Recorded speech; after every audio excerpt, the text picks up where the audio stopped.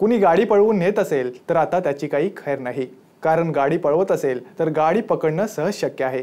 Spike स्ट्रिप्समुळे हे काम सोपं झालंय। पण स्पाइक स्ट्रिप कसं आहे, चला पाहूया ते कसं करतात।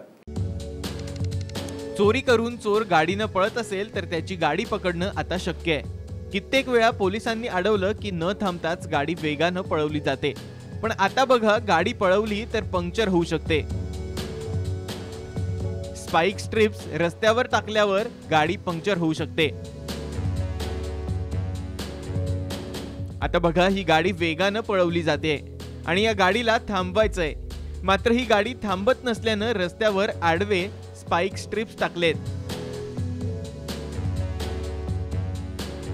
त्यामुळे यावरून गाडी गेल्यामुळे पंक्चर झाली आहे।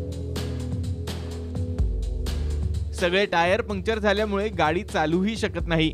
त्यामुळे पळून जाणाऱ्या गाडीला सहज पकडणं शक्य आहे। गाडी पळून जात असेल तर हे स्पाइक स्ट्रिप्स रस्त्यावर टाकले जातात। रिमोटच्या मदतीनं हे स्पाइक स्ट्रिप्स ऑपरेट करता येतात।